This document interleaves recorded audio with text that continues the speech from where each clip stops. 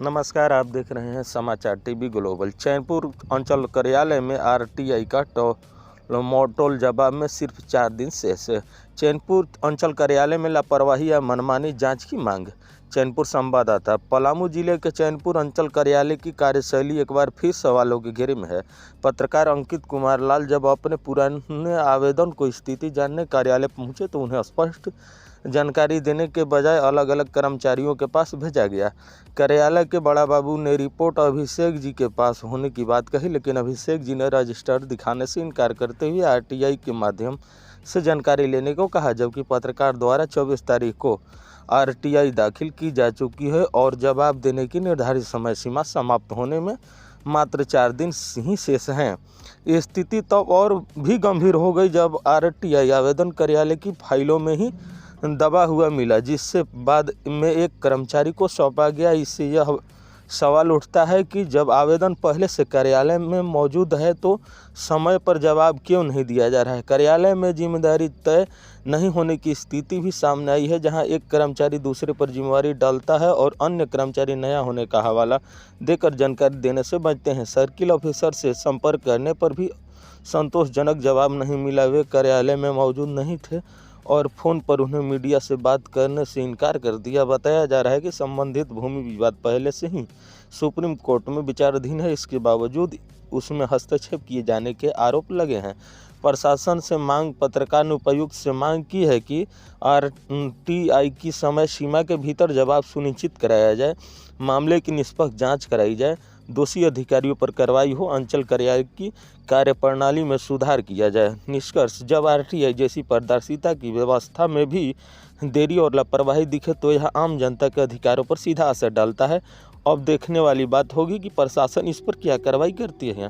आप देख रहे थे समाचार टीवी ग्लोबल। धन्यवाद। क्या आपको समस्या जो इतना दिन से आप दौड़ रहे हैं, कूद रहे हैं, तभी आपको बात नहीं सुना जा रहा है। यहाँ मेरा जो पुरानी ज़मीन का मामला था पैतृक भूमि को लेकर, उसको मैंने कई बार आवेदन भी दिया था।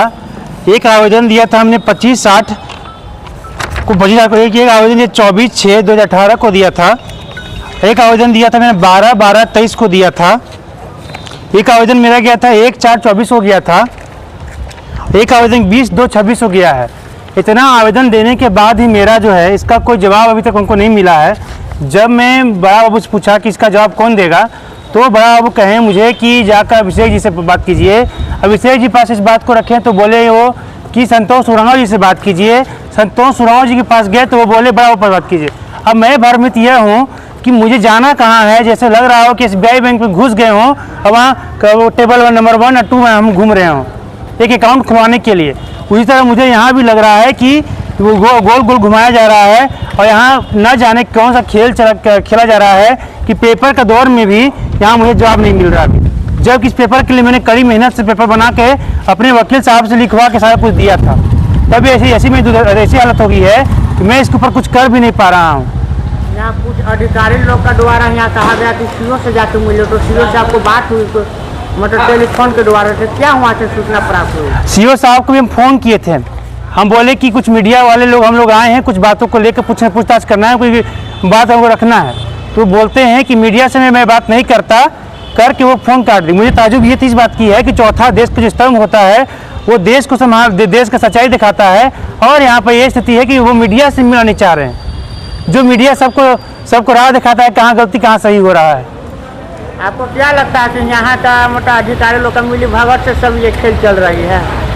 देखिए महोदय, अगर मिली भगत नहीं होती तो सुप्रीम कोर्ट में केस चल रहा है और 2023 में भी दिया हुआ था पेपर, जो 2023 में डिमांड ट्रांसफ़र किया गया था। और अभी वर्तमान ऐसी स्थिति है कि ज़मीन रजिस्ट्री के लिए डिमांड से मेरा नाम ही हटा दिया गया, जानकारी हुआ था।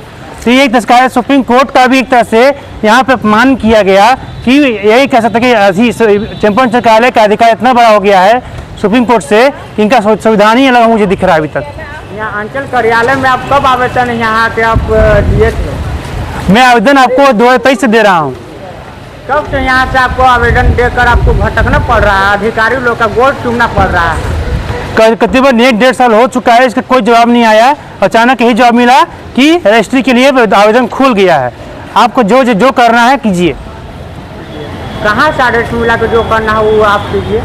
इसका मतलब ये है कि जब रजिस्ट्री जब खोल दिया गया हो, जब केस चलने के दौरान में करने की डिमांड कैंसिल कर दिया गया हो, तो उसके दौरान यही समझ सकते हैं हम कि वहाँ पर यही हो गया कि अब मेरा जो मालिकाना हक होता है वो मैं ब्लॉक चैनपुर मुंह से छीन लिया है। और ये भी ऐसे छीना, न जाने क्यों छीना, किसके दम पर छीना, जो सुप्रीम कोर्ट जैसे जो जहाँ केस चलती है, जहाँ कानून बनती है, उसका भी मान सम्मान न करके उन्होंने डिमांड को ट्रांसफ़र कर दिया। किस आदेश पर किया, अब सीओ साहब जाने, आएंगे कर्मचारी जाने।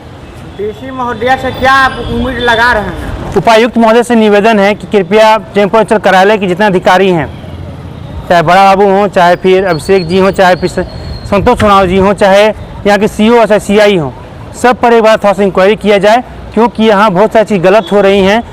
29 एकड़ भूमि को इस तरह छेप करके हटा देना, जबकि 2023 में आवेदन देते आया हूँ।